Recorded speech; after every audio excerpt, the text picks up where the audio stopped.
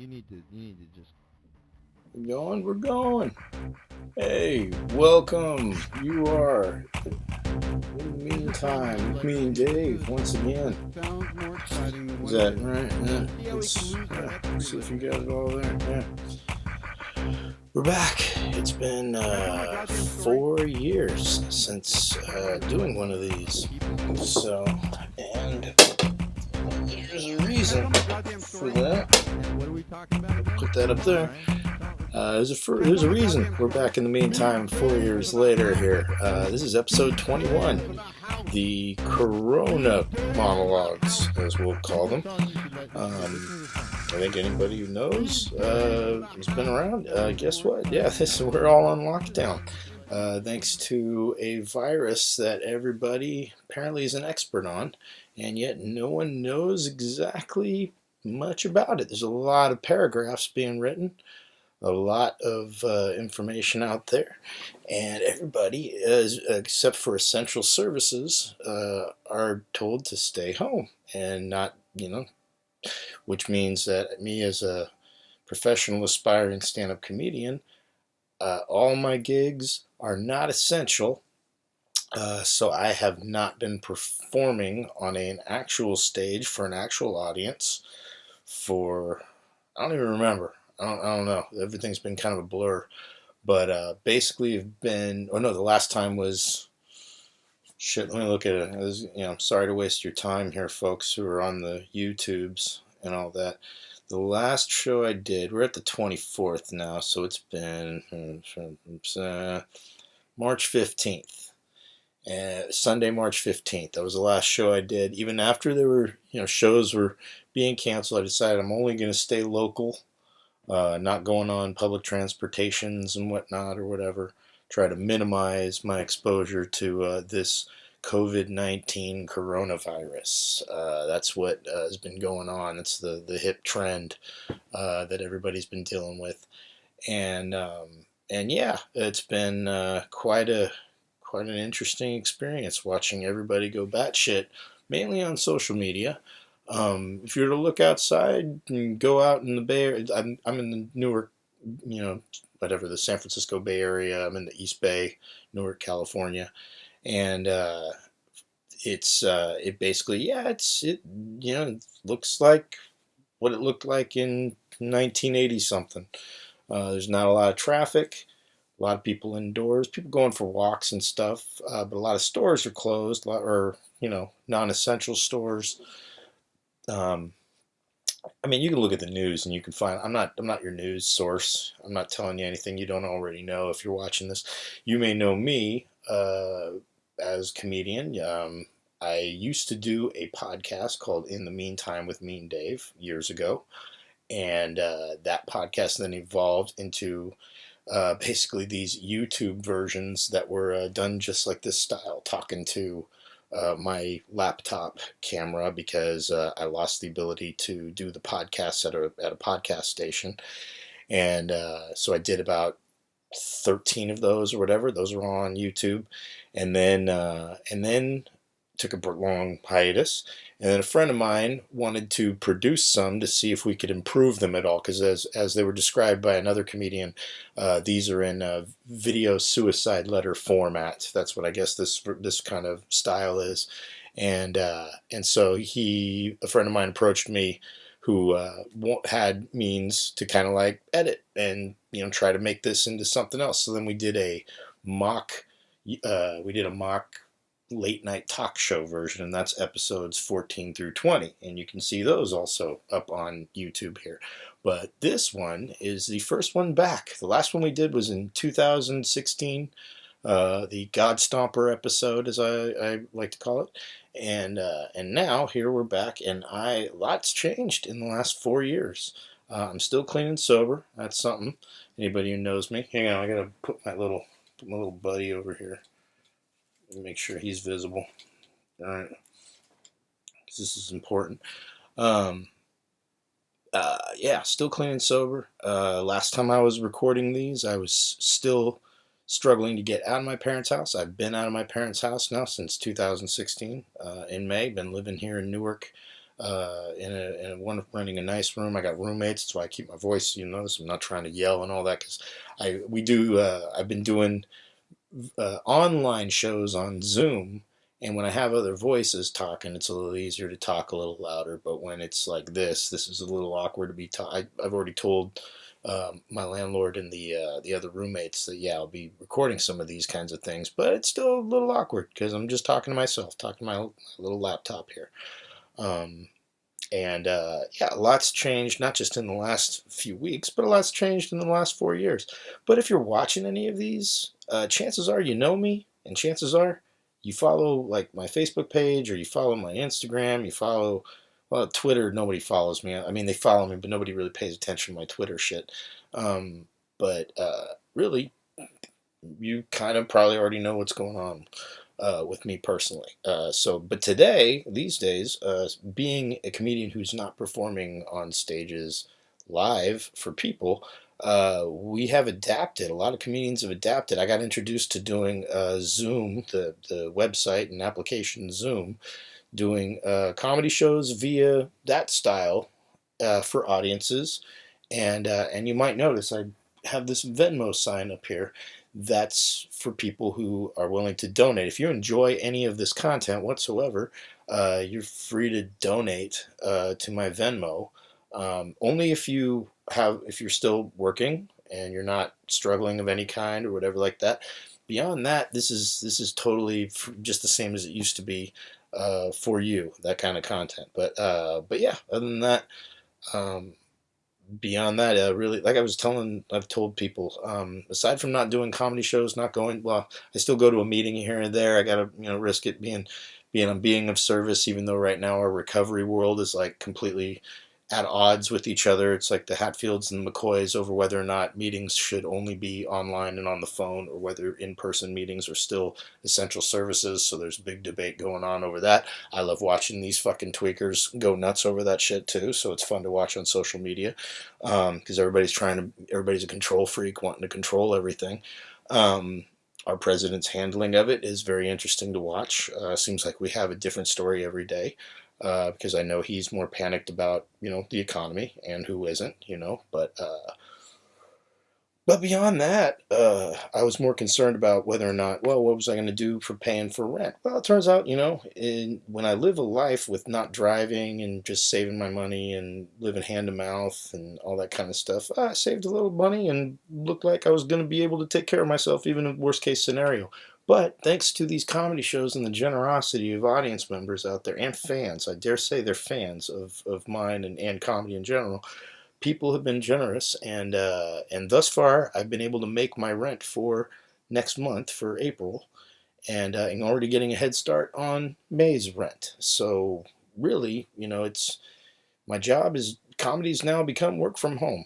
So, and that's what this is as well, I guess. Um, People have been mentioning, it's like, wow, this must be good for material. Like, really, do you think so? We're all stuck at home. I don't know. I mean, I'm sure there's clever people that are going to come up with some tongue-in-cheek jokes and all that kind of stuff, trying to make light about all this stuff. Me personally, I'm one of the people. I'm one of the mindset based on looking at the numbers. It's like, you know what? I don't want people to die. No, I don't want anybody to. Well, certain people. There's definitely some people out there that I'll give you an example. Recently, the biggest fear of people in recovery is that some of these meetings will be spreading, this COVID-19. Well, I got a frantic message on Sunday, this past Sunday, from somebody who was trying to track down someone in recovery who I know. Not many people are familiar with him. I know him because I used to go to the meeting that he has been secretarying for probably the last few years, because not many people go to that meeting anymore. and my sponsor used to go to that meeting a lot. Also, my former sponsor, he's not my sponsor anymore. And actually, the timing of me changing or kind of ending my relationship with having the sponsor kind of plays into what happened.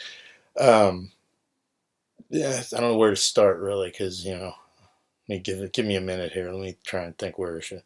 Well, so get a frantic message on Sunday needing to find this person because apparently this person in their meeting told other addicts who came from our shelter nearby. They're all kind of intertwined. Some newcomers when they're in a shelter. They were at his meeting this past Saturday. Sorry to give an anonymity away, but it was either going to be a man or a woman or in between, so you could figure it out.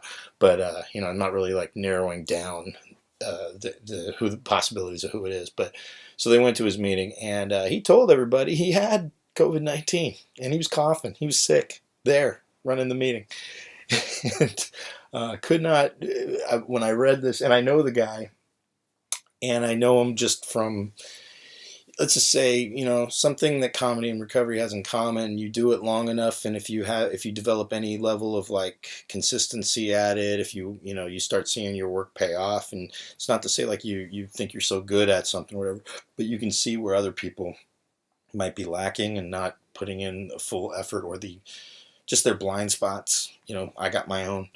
Let's just say this gentleman doesn't exactly work the strongest program, and tends to relapse a lot, and as such he also would keep running his meeting even right after he relapsed because nobody else was going to run that meeting. It's a very unpopular meeting these days. It used to be more popular, but today not so much. And so not many meetings are going on in person right now because everybody's doing them online, just like in comedy, and people are scared. They don't know if also whether or not it's within the confines of the law. And they've even actually consulted the health department of the state and whatnot, and they don't even know. They're still trying to figure out. This is all new territory. Like, what do you do when you have people that need to congregate as part of a program that's a spiritual, not religious program, but where people need to connect in order to help each other not drink or not use drugs. However, not everybody who's in that position, especially if they're new and if they're struggling, not all of them are able to get on Zoom and have internet access or have a phone even or whatnot. They don't have the luxury. Some of these people are homeless, living in their cars and stuff. And they show up to meetings, and a lot of these meetings are closed, and they don't know what the hell's going on. I mean, they know, but they would assume that it would still be open. Some of them are open and some are not. So now they're taking risks.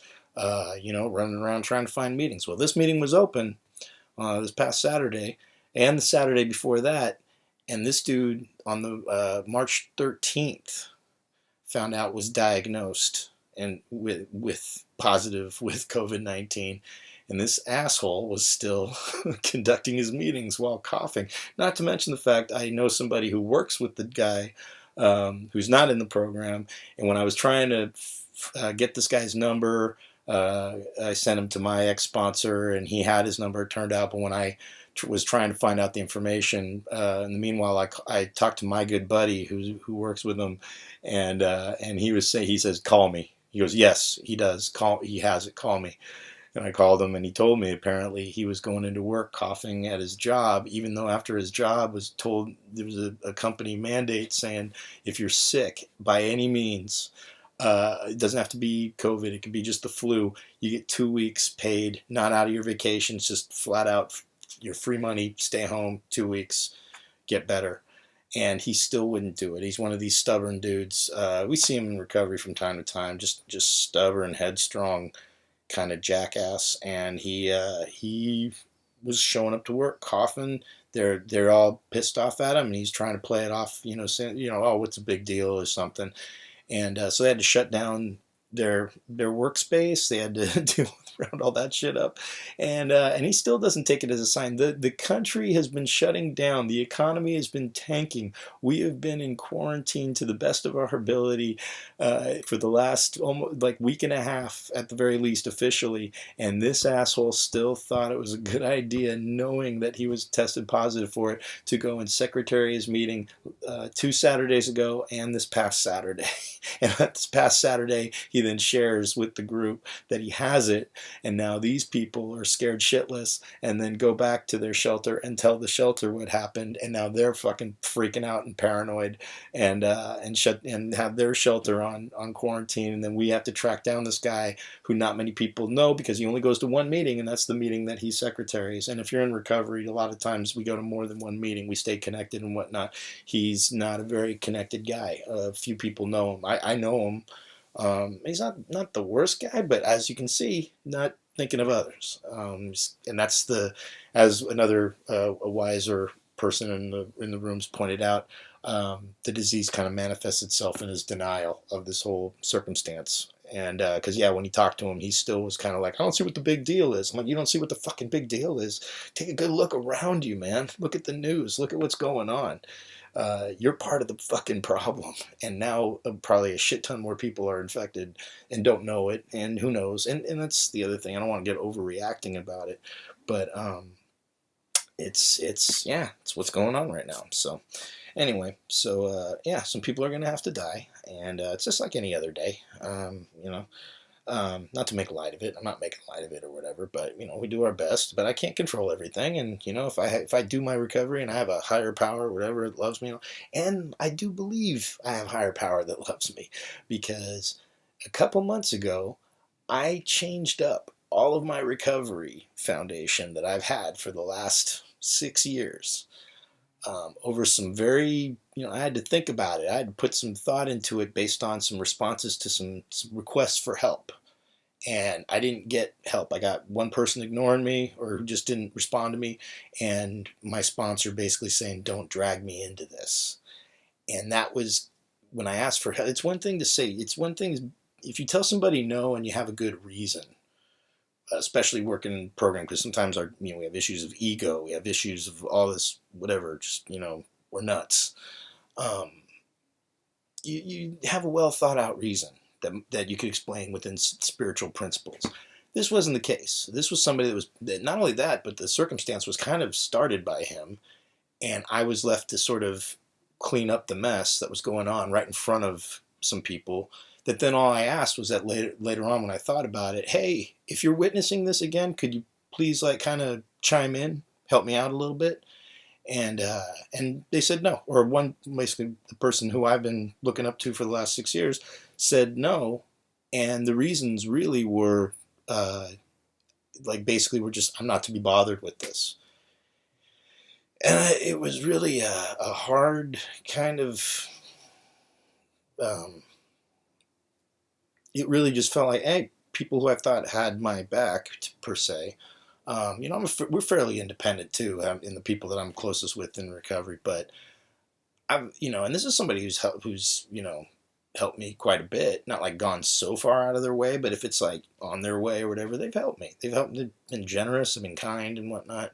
And this was the first time really that I asked for that kind of help, for just some help of assisting in dealing with a difficult person. This has already been a boring story long enough, but regardless, as a result of that, and plus I've been when these things happen, I've had tectonic plates in my foundation shift, and that means that I have to pick up and move on and pick up my roots and go plant some new ones. And that's exactly what I did. I learned this lesson 4 years ago when I had an incident that was out of my control. And then that happened again. And as a result of this, I stopped going to the very building and all of the meetings that used to be my old home groups at that building that this diseased motherfucker has been infecting for the last week and a half. So, and not only that, he sat next to my ex-sponsor at another area meeting that they had to have. And so when they contacted my former sponsor and got his number and told them the reason why, he's now freaking out. And it's kind of like, yeah, I know you don't want to be dragged into anything, but you kind of got dragged in. I'm not laughing. I mean, he's probably going to be fine. A lot of people are going to be fine. I do know some people that are, one person at least who was more closer to near fatal illness, but he seems to be on the mend. That's Will from Death Angel. I'm not friends. He doesn't know me, but I know him. I've actually partied with him and stuff. And the whole tour of the band's Testament, Exodus, and Death Angel were in Europe at the time that this whole outbreak came, and then they came back, and at least two of them were Gary Holt of Exodus and Slayer. He was very sick, and Will Carroll, the drummer of Death Angel and many bands that I'm a fan of, he was very sick, and he actually was in the ICU. It was in the news, the metal news. And then some of the other guys who weren't as sick tested positive for the shit. So that's just been what it is. It's been a COVID, that's the theme of everybody's, it's the topic of discussion. It's hard not to talk about anything but that right now. I talk to other people, and I will say one of the byproducts of this is seeing some people coming together, helping each other out, hearing, talking to people and stuff. I've been actually interacting a lot with the new technologies, with these Zoom meetings that we have comedy shows with now, which I'm doing 3 this week, 2 of which you're invited to. If you see this and you want to be a part of it, feel free to give me a message, shoot me a message, and I'm on Facebook or Instagram or Twitter or whatever. Just you know how to find me. Shoot me a message, and I'm happy to hook you up with the link. It's this Thursday, March 26th at 7 p.m. We'll be doing a Zoom show run by Nina G, stuttering female comedian Nina G. And she'll be conducting it with me and Michael Beers, who's a hilarious dude out of Montana, who I'm looking forward to talking to, because he's one of these guys, he doesn't get out here much, so we're using the technology to do something that's been popular these days. And then we're running my own, I co-host a podcast called Another Terrible Podcast by Comics. Do a search for that. You'll find it. Check it out. We have some fun episodes on there. But we're doing live podcasts of that with other comedians, and we have an audience. We had a good size audience this last Sunday. It went really well. We were basically just talking about all subjects, Corona related and whatever else. And that'll be this Sunday, March 29th at 6 p.m.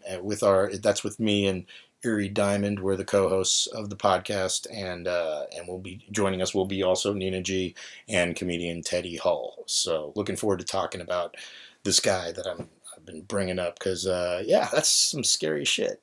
There was a video of a guy who was acting like he was spreading it. The way he was talking into his phone, I'm like, this guy doesn't have it. He was in South Carolina, and he filmed himself in a Walmart selling his phone. Filming himself saying, like, I've got the coronavirus, I got the corona. He's got like a tattoo all up his neck and shit. And people thought he was from the Bay Area because he mentioned Concord, and he did look like a guy from Concord. Just some some white hood thug with tattoos all up, whatever. But he's like, yeah, I got the coronavirus, yeah. Not showing any symptoms. Got a little dry throat, little itchy throat. Need to get some orange juice, whatever. Need to get my milk, whatever. But if I'm gonna get it, y'all gonna get it too. And he's talking all this mad shit and whatever. And I'm like, I bet he doesn't have it, A, and I bet B, he's gonna get arrested from this shit because the motherfucker filmed himself and he uploaded it. And that's what's so. He ended up getting arrested. He's in the news. $10,000 fine. And whatever time he served. I just thought that was probably. These are the times we live in where people just do incredibly stupid shit for whatever thing. This is an incredibly stupid thing, but it's really just done to communicate. I'm doing this mainly just because to help me kill time more than you. If you're watching this, great. That's wonderful. It's nice to continue something and pick it up back where since I've had it, I haven't done one of these in 4 years, and go back to the completely boring shit fucking format that it used to be. Got fireworks going on in my neighborhood right now. One just went off over there. So beyond that, try not to live in so much fear, everybody. You can scare yourself into just a cocoon of just piss and shit in your own bed. I'm keeping busy talking to people, listening to music, checking out not just checking out, watching shows and all that, but also creating our own. And I don't know, got some other things maybe I'll be working on or whatever. But pajama bottoms, I've been using them. Never used my pajama bottoms for years. I got like I've had like 7 pajama bottoms that I got for Christmas over the last I don't know how many years, and I've rarely ever used them because I just sleep mostly in my pants. And then finally, I'm like, I'm not going anywhere. Shit, let's give these pajama bottoms a spin, and I've been wearing them all week, and they're great. It's been great, man. So other than that, yeah, I don't know if there's any of this. Obviously, I'm not doing my material here or nothing like that. I'll start in these ones coming up. I'll start like maybe. I don't know, maybe I'll think of some ideas of breaking down some old jokes because I'm having a hard time coming up with new jokes. I don't know. I'm actually really, one of my favorite things about this whole quarantine thing is that it's put comedy at a dead standstill. A lot of, I've been really annoyed with the status quo of what comedy is right now. I'm not impressed with it. I'm friends with a lot of people. I love them. They're funny people too. But there's been this like really just kind of horseshit delusion of it. Like I like operating it. This is fun to me. I don't know. It's I don't have these delusions of grandeur with it. A lot of people do. And so it's been really fun watching nobody get anywhere right now. And one of the coolest things about it, I was on Instagram looking up Neil Brennan's live. It was on live with Dave Chappelle last night on Instagram. Dave Chappelle's not on Instagram. Michelle Wolf was on Instagram, but she's stuck at Dave Chappelle's house in Ohio. And so Neil Brennan hit up Michelle Wolf, who had on Dave Chappelle, and then you got to hang out with them and throw comments in the motherfucker and watch Dave get drunk all night, which I've seen him do anyway live at the Punchline. So. Beyond that, I'm hoping businesses. There's a lot of businesses that are going to be suffering as a result of this, and a lot of venues that comedy is popular at that are going to be suffering too. And I'm really hoping, like for instance, Sally Tomatoes in Santa Rosa. Hopefully, that's a place that I'm hoping can kind of weather this storm and may not. One of my old shows used to be at Sanctuary Ultra Lounge, which turned into Rebel Kitchen and Libations, and I know Gianni, who's the owner, will run that shit until wheels fall off. But I'm hoping they don't fall off, because even though we don't run the show there anymore, that dude was very supportive of us, and I only hope for the best for him and his businesses and his ventures. And vice versa. He's always been supportive of what we do. So I hope these will improve in terms of entertainment or whatnot. I also don't like doing the Facebook Live or the Instagram Live shit because I like being able to talk one way. That's why I record it doing this, as opposed to having something that's interactive with the comments. You can shoot me questions later. You can talk. Most of you know me. You can fucking just hit me up, talk to me. You know me. I'm bullshit. I'm going to work on actually a comedy album that's not a conventional album. It's going to be a noise track made up of various comedy sets from when I started. So it's kind of hard to describe. And I've started on it a while ago, and I'm going to pick it back up, and kind of hard to describe. But when you come from music, my background and whatnot, and I did a lot of acid, and you'll just have to hear it when it's done, and you probably won't even like it, but who cares? Thank you. Feel free to Venmo if you enjoyed this. And that's This is a song you should like listen to. It sounds more exciting than what it is. Let's see how we can lose our next 3 listeners. Can I tell my goddamn story? Let's try to work on our people skills. Can I tell my goddamn story? And what are we talking about again? Come on, Ryan. Can I tell my goddamn story? MeanDave is in the house. MeanDave is in the house. MeanDave is in the house. This is a song you should listen to. Listen to this song.